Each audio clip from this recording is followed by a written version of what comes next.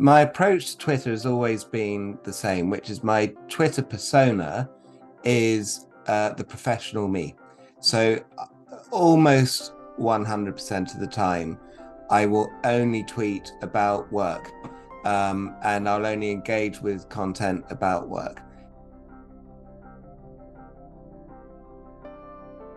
I am more myself on Twitter, I would say, than anywhere else. And that's probably why I love it so much and I spend more time there and I have a bigger following there than anywhere else because I am just more me there. And for example, on LinkedIn, some of my clients are also on LinkedIn. And so, they will engage with my posts there. And of course, I would never share some of the things that I might share on Twitter in a LinkedIn post.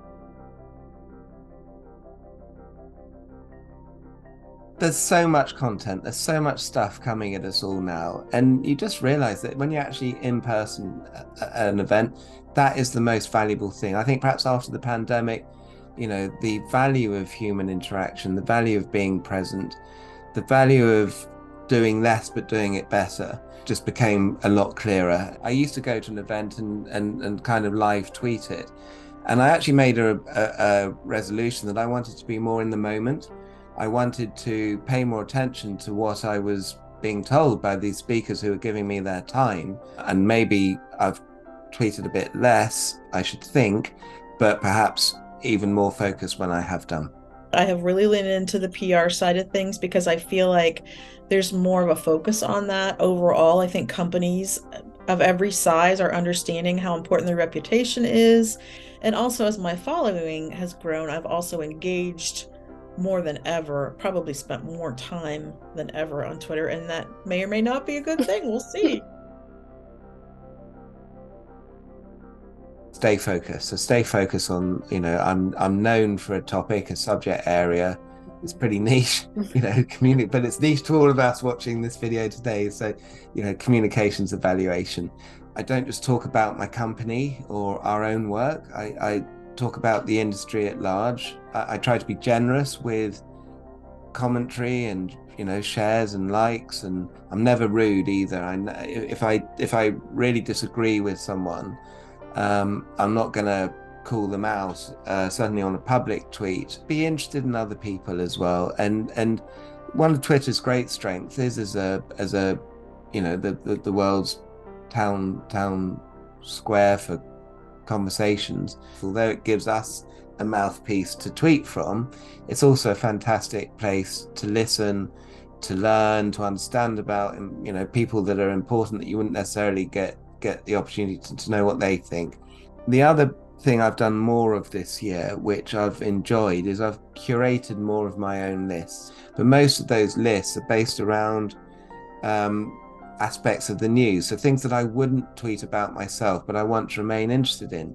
Well, I would say engage, engage, engage, right? I mean, honestly, that is the difference. I think that it makes when you genuinely care about people and the people that you spend time with there and you actually do care, they're friends. And I think that is really a secret to anybody who wants to succeed. Going to Twitter chats kind of taught me how to engage with people, I think. And then that was really a turning point for me as far as my enjoyment of Twitter, which made me gravitate even more toward Twitter. It was never like I sat out day one and said, oh, I'm going to use Twitter to build my business. But then I really, truly started to feel it like I enjoyed it. I don't feel the same about other social media platforms. I think some people hold back a little bit. They're afraid almost. I've even had people ask me that question before. Can I be more, real on there? And I think you absolutely can be. And I think that does help if you really want to build your followers or just get more out of Twitter, whatever it might be.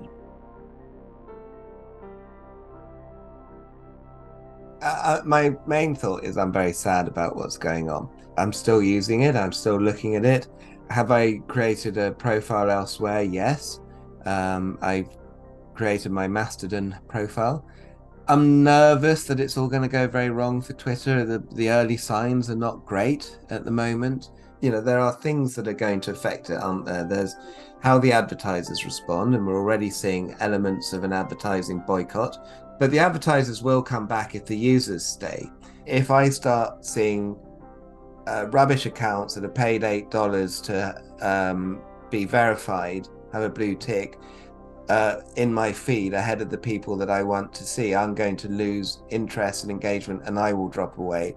To its advantage, I think, is that there isn't really a credible alternative. What it may mean is that I would just not be on Twitter and not be anywhere else, and just do LinkedIn and just use LinkedIn slightly differently, but not use it as that real-time responsive thing that we've always used Twitter for. And that would be a huge shame. I would never leave. What I am worried about is waking up one day and just having it not be there. And I have never sent out more LinkedIn requests in my life as I did this past weekend. But I would never leave just because somebody bought the platform.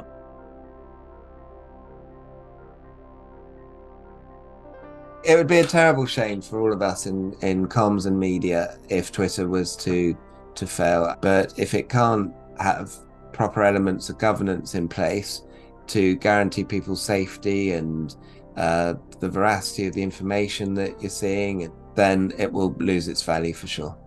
I still see a lot of value in it because, that's where news is broken.